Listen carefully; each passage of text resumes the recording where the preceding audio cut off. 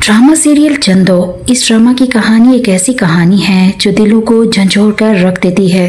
ये कहानी थर के इलाके में रहने वाली एक लड़की की कहानी है जिसका नाम जंदो है। जंदो जो एक कमजोर लड़की है और एक ऐसी औरत का रूप धारती है जो इस इलाके के मर्दों के लिए खौफ की अलामत बन जाती है। इस इलाके में तमाम मर्दों को हर वक्त ये खौफ रहता है कि अगर इनसे कोई गलत फैसला हो गया या किसी औरत के साथ जुल्म हुआ तो जंदो इसे मार देगी। जंदो को पकड़ने के लिए इस इलाके का जागीरदार अपने तमाम तरीके आजमा चुका है, लेकिन जंदो है कि किसी को नजर ही नहीं आती। आखिर कहाँ गायब हो जाती है। यहाँ एक बड़ी सरकार का जिक्र भी आता है जो सबके लिए मुतबर्रिक है और सब इससे दुआएं भी लेते हैं। ये बड़ी सरकार हमेशा एक सफेद लिबास में रहती है। इसका चेहरा ढांपा हुआ रहता है। जंदो की वजह से भी परेशान हाल मर्द इसके पास दुआ के लिए आते हैं ताकि जल्द अज जल्द इस जंदो नामी खौफ से निजात हासिल हो सके। लेकिन जंदो फिर भी एक छल्लावा बनकर गायब हो जाती है। जंदो कौन है, इसका माजी क्या है, यहाँ से एक पूरी कहानी शुरू होती है। आखिर जंदो को ये सब कुछ क्यों करना पड़ा। कहानी शुरू होती है जंदो के एक छोटे से खानदान से जो इस थर के एक खूबसूरत इलाके में आबाद है। सहरा की गर्म रेत वाला इलाका जहाँ जिंदगी कहीं कहीं दिखाई देती है, वहाँ एक छोटा सा खूबसूरत खानदान आबाद है। इस खानदान में जंदो और इसका शौहर और इसके 2 बहन भाई रहते हैं। जंदो एक मेहनती औरत है जो अपने से बड़ी उम्र के शौहर के साथ खुश है। जंदो की बहन जुगनी और इसका भाई फकीरा अपनी मस्ती में मगन है। यहाँ इनके साथ ही बिंदी का खानदान भी आबाद है जिसकी एक बेटी शानो है। शानो जुगनी और फकीरे के साथ ही बड़ी हुई है। शानो फकीरे के साथ बहुत ज्यादा मोहब्बत करती है और अपनी मोहब्बत का इजहार भी करती रहती है, लेकिन फकीरा इससे मोहब्बत नहीं करता या शायद इसकी मोहब्बत को समझ नहीं सकता। लेकिन इसका बहुत ज़्यादा अच्छा दोस्त है जो इसकी हर बात मानता है और ये सब एक दूसरे के दुख सुख में शरीक होते रहते हैं, एक दूसरे से बहुत ज़्यादा प्यार करते हैं। बिंदी एक गाने बजाने वाली औरत है जो सबकी खुशी में गाना गाकर अपना पेट पालती है। जंदो का शौहर जो बहुत ही ज़्यादा शरीफ इंसान है और जंदो के साथ प्यार भी करता है। जंदो और बख्शू की ज़िंदगी में कोई एक ऐसा वाक़या ज़रूर गुजरा है जिसकी वजह से जंदो अक्सर बहुत ज़्यादा उदास रहती है। बख्शू इसको तसल्लियाँ भी देता रहता है। यहाँ एक और किरदार दिखाया जाता है जो इस इलाके के जालिम जागीरदार का है जिसे दाद साईं कहते हैं। दाद साईं निहायत ही अयाश इंसान है। इसने एक महल बना रखा है जहाँ औरतों की तजलील कुछ इस तरीके से की जाती है कि हर नई नवेली दुल्हन को अपनी पहली रात दाद साईं के साथ इसके महल में गुजारनी होती है। ये इनकी आबा अजदाद की रवायात हैं जो अभी तक चली आ रही हैं। जंदो का दुख भी यही दुख है कि इसकी शादी की पहली रात दाद साईं के महल में गुजरी थी और ये ज़ख्म इसे जीने नहीं देता। जिंदगी गुजर रही है। दाद साईं के साथ साथ इसका बेटा हसरत जवान हो चुका है। हसरत भी अपने बाप के नक्शे कदम पर चल रहा है जो औरतों की इज्जत से खेलता है और कोई इसे रोकने की जुर्रत नहीं करता। हसरत की बीवी रहना भी इसकी इन तमाम सरगर्मियों की वजह से परेशान रहती है। हसरत अपने बाप के कहने पर रहना से औलाद ना होने पर दूसरी शादी के लिए लड़की ढूंढने के लिए कहता है। हसरत की बीवी रहना मजबूर हो जाती है और अपने शौहर के लिए लड़की तलाश करना शुरू करती है। दूसरी जानिब जंदो भी अपने जवान बहन और भाई की शादी का सोच रही है। जंदो पास के गांव से ही रिश्ता देखती है जो जुगनी के लिए आता है। अब यहाँ जुगनी के लिए जो लड़का इसे पसंद आता है इसकी बहन से फकीरे की शादी भी तय कर देती है। फकीरे की शादी शानो को बहुत ज्यादा दुखी करती है क्योंकि वो फकीरे से बहुत ज्यादा मोहब्बत करती है। इस गाँव में एक ऐसी लड़की भी है जो हर वक्त जंजीरों में बंधी रहती है, पागल हुलिये में रहती है। सब इसे लाडो कहते हैं। इसकी हालत पर तरस खाते हैं। लाडो की माँ कजली जो कि इस महल की मुलाजमा है, इसे हमेशा महल के अंदर ही दिखाया जाता है, लेकिन कभी कभी लाडो से मिलने आ जाती है। लाडो पागल नहीं है बल्कि इसकी सजा है इस मोहब्बत की जो इसने इस महल के एक लड़के से की जिसका नाम इज्जत होता है। इज्जत दाद साईं का बड़ा बेटा है जो लाडो से इश्क कर बैठा है और इसके पादाश में खुदकशी कर लेता है। लाडो को इसकी सजा के तौर पर जंजीरें पहना दी जाती हैं और कजली इस महल की मुलाजमा बन जाती है। कजली हमेशा एक वफादार मुलाजमा बनकर रहती है, लेकिन इसके अंदर एक दुख सा रहता है जो इसकी बेटी की वजह से हमेशा इसे ही करता है। इस महल का एक और है मुलाजिम गुल्लू है और एक नरम दिल इंसान है, लेकिन इसे भी वफादार रहना पड़ता है क्योंकि इसके छोटे भाई को शहर में भेज दिया जाता है, जिसे इस गांव से निकाल दिया गया है। गुल्लू की माँ भी अपने छोटे बेटे बाली की जुदाई में तड़पती रहती है। बाली शहर में तालीम हासिल कर रहा है। इसने शादी के लिए एक लड़की भी पसंद कर ली है।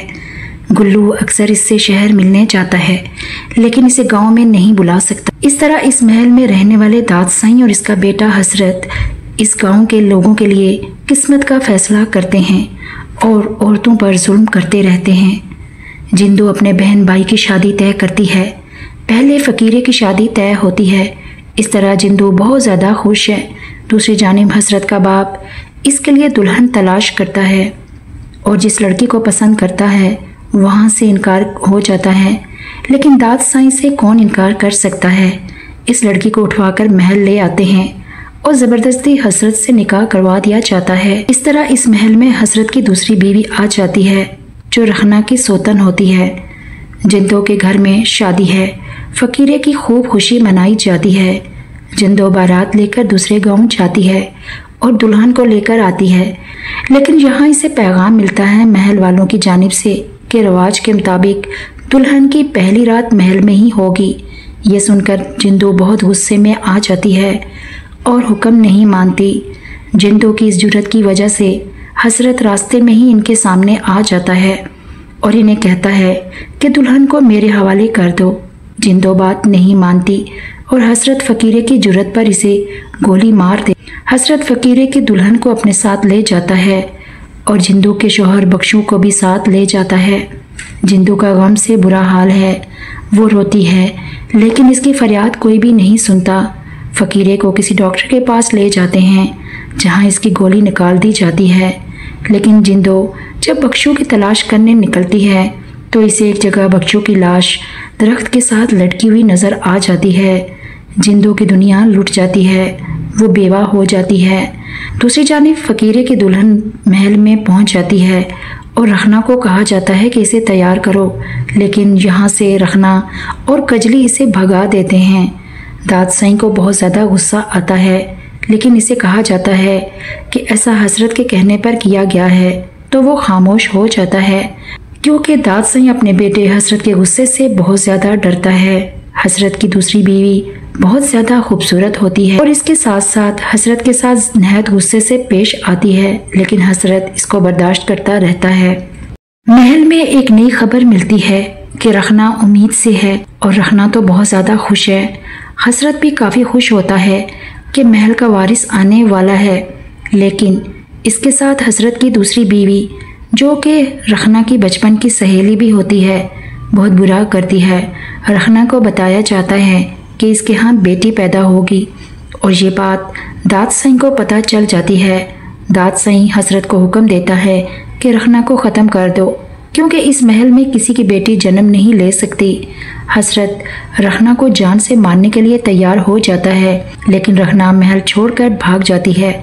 गर्म सहरा की रेत में रहना बहुत बुरे हाल में भाग रही होती है कि अचानक जिंदो कुछ औरतों के साथ वहाँ से गुजर रही है। रखना को देखकर परेशान हो जाती है, लेकिन जब हसरत को देखती है तो इसे सब समझ आ जाता है। यहाँ जिंदो रखना को बचा लेती है, लेकिन हसरत की नज़र पड़ जाती है जिंदो की छोटी बहन जुगनी पर। अब हसरत अपनी गंदी फितरत की वजह से जुगनी पर बुरी नज़र रखने लगा है और जिंदो जुगनी के लिए परेशान है। जिंदो का भाई फकीरा शहर चला जाता है रोजगार के लिए ताकि वो जुगनी की शादी के लिए पैसे इकट्ठे कर सके। फकीरा कुछ दिनों के लिए शहर जाता है। वहाँ इसका दोस्त बाली भी इसे मिलता है। फकीरे के साथ जुगनी का मंगेतर भी होता है। फकीरे की गैर मौजूदगी में की बहन जिंदो के लिए एक बड़ी मुसीबत आ जाती है। जिंदो की छोटी बहन जुगनी को हासिल करने के लिए हसरत एक पंचायत लगाता है कि जुगनी ने इसकी बेइज्जती की है और जुगनी एक बदकिरदार लड़की है। जहाँ जिंदो भी तैयार होती है मुकाबला करने के लिए और फैसला करती है कि डटकर मुकाबला करेगी और जुगनी की इज्जत को बचा लेगी। हसरत की बीवी रखना भी जिंदो का साथ देने के लिए तैयार हो जाती है। फकीरा शहर में अपने मवेशी के लिए जगह की तलाश कर रहा है और इधर इसके घर में जिंदो अपने दुश्मन की चाल का निशाना बन जाती है। हसरत जुगनी पर बदकारी का इल्ज़ाम लगाता है और गवाही भी बिंदिया और जिंदो की होती है क्योंकि जिस मुलाजिम के साथ जुगनी का ताल्लुक बताया जाता है, इसे तो बिंदिया और जिंदो ने भी जुगनी के साथ देखा था, लेकिन वो एक चाल थी हसरत की। अब जुगनी को सजा सुना दी जाती है। जिंदो बहुत कोशिश करती है, लेकिन हसरत जुगनी की इज्जत से खेल जाता है। जिंदो भी जख्मी हो जाती है अपनी बहन के लिए, और शानो भी जिंदो के साथ जख्मी हो जाती है। लेकिन जुगनी की इज्जत तो लुट जाती है और जिंदो की परेशानी बढ़ जाती है। फ़कीरा शहर से वापस आ जाता है और बहुत ज़्यादा खुश नज़र आता है। इसने सबके लिए तोहफे भी लाए हैं, लेकिन इसे घर आकर सब अजीब लगता है क्योंकि जिंदो बिस्तर पर पड़ी है और जुगनी भी खामोश है। फ़कीरे को कुछ नहीं बताया जाता क्योंकि जिंदो अपने भाई को जानती है और उसके गुस्से को भी फ़कीरा शानो से मिलने जाता है, लेकिन वो भी ज़ख्म छुपा रही है। फ़कीरे को कुछ समझ नहीं आ रही है, लेकिन घर वापस जाते हुए रास्ते में इसे लाडो मिलती है। वो इसे जुगनी वाले तमाम वाक़े के बारे में बता देती है। फ़कीरा गुस्से में घर जाता है और जिंदो से नाराज़ होता है कि इसे सब क्यों नहीं बताया। अब वो गुस्से से घर से निकलता है और महल की जानिब जाता है। फ़कीरा महल के ख़ास मुलाजिम को मार देता है जिसने जुगनी के साथ ताल्लुक़ बताया था। फ़कीरा भाग जाता है और दाद साईं इसकी तलाश में लग जाता है। फ़कीरा पास के गांव में पनाह लेता है। फ़कीरे के जाने के बाद दाद साईं इसके लिए हर वक्त खबर रखता है। फ़कीरा एक रात जिंदो से मिलने आता है। जिंदो इसे वापस भेज देती है। दाद साईं को खबर हो जाती है और वो पहुंच जाता है जिंदो के घर। इधर जुगनी भी उम्मीद से हो जाती है। ये नई मुसीबत जिंदो के लिए होती है। हसरत की बीवी रखना की बेटी पैदा होती है और रखना मर जाती है। दाद साईं जब जिंदो के घर पहुंचता है तो इसे जुगनी की हालत देखकर अंदाज़ा हो जाता है कि ये उम्मीद से है। दाद साईं जुगनी को अपने महल ले जाता है और इसकी शादी हसरत के साथ करने का फैसला करता है। जिंदो फिर से एक बार मुसीबत में आ जाती है, लेकिन इसे कुछ तसल्ली होती है कि हसरत अब जुगनी से शादी कर लेगा। जिंदो को महल में बुलाया जाता है। साथ बिंदी और बीना भी जाती हैं। जुगनी के निकाह के मौके पर दाद साईं जिंदो से नाच करवाता है। जिंदो ये सब बर्दाश्त करती है। जो जुगनी का निकाह हो जाता है। अब दाद साईं एक चाल चलता है फ़कीरों को वापस बुलाने के लिए। जब फ़कीरा वापस आता है, इसको अपने आदमियों से कत्ल करवाने की कोशिश करता है। जिंदो और शानो की वजह से फ़कीरे की जान तो बच जाती है, लेकिन फ़कीरा ज़ख्मी हो जाता है और एक बार फिर उसी मस्जिद में पहुंच जाता है। जिंदो अब दाद साईं से बारे में बात करती है कि इसके साथ और फ़कीरे के साथ धोखा क्यों किया गया, लेकिन यहाँ दाद साईं फिर से एक नाटक करता है कि ये सब गलतफहमी है, ऐसा कुछ भी नहीं किया गया। हसरत जुगनी को बीवी मानने के लिए तो तैयार ही नहीं है क्योंकि इसकी पहली बीवी बहुत ज़्यादा अक्खड़ है। दाद साईं जुगनी के बच्चे का इंतज़ार कर रहा है और इसका कहना है कि इसके बाद इसको ख़त्म कर दिया जाएगा। आखिरकार महल में 2 बच्चों की पैदाइश होती है। दोनों बेटे ही होते हैं। दाद साईं और हसरत बहुत ज़्यादा खुश नज़र आ रहे हैं कि बेटे पैदा हुए हैं। हसरत अपनी गंदी फितरत पर काबू नहीं रख पाता और एक रात महल से निकलकर लाडो के घर चला जाता है और इसे ज़बरदस्ती उठाकर लेकर जाने की कोशिश करता है, लेकिन यहाँ फ़कीरा ये सब कुछ देख लेता है और हसरत पर हमला कर देता है। इस तरह हसरत बुरी तरह ज़ख्मी हो जाता है। लाडो को फ़कीरा इसके घर छोड़ने चला जाता है। लाडो के बारे में सब कुछ बता देता है। इधर हसरत अस्पताल में जाता है तो वहाँ पुलिस भी आ जाती है ताकि असल बात मालूम हो सके, लेकिन यहाँ पुलिस को कुछ भी नहीं बताया जाता। महल में भी हसरत के ज़ख्मी होने की खबर पहुँच जाती है, लेकिन कजली को अभी मालूम नहीं होता कि लाडो के साथ क्या हुआ है। महल में बच्चों की एक रस्म की तैयारी की जाती है। कजली को छुट्टी नहीं मिलती, लेकिन एक दिन कजली छुट्टी लेकर लाडो से मिलने चली जाती है तो इसे वहाँ जाकर सब पता चल जाता है कि इसकी बेटी के साथ क्या हुआ। कजली ये बर्दाश्त नहीं कर पाती और अपनी बेटी को जहर दे देती है और साथ में खुदकुशी कर लेती है। इस तरह कजली की कहानी ख़त्म हो जाती है। दूसरी जानिब दाद साईं जिंदो के घर जाता है इसे मुबारकबाद देने और इसे महल में आने की दावत देता है। साथ फ़कीरे के लिए भी दावत देता है। जिंदो फ़कीरे को वापस बुला लेती है। सब साथ मिलकर महल जाते हैं। बच्चों की रस्म होती है, लेकिन हसरत अपने मुलाजमों को हुक्म देता है कि फ़कीरे को कत्ल करना है, क्योंकि इसे मालूम हो जाता है कि इस रात फ़कीरे ने ही इसको ज़ख्मी किया था। फ़कीरा खुशी खुशी घर वापस चला जाता है। अब जिंदो और बीना भी यही चाहती हैं कि फ़कीरा और शानो शादी कर लें, क्योंकि वो एक दूसरे से बहुत ज़्यादा मोहब्बत करते हैं। एक दिन वो सहरा में एक बचपन वाला खेल खेलते हैं।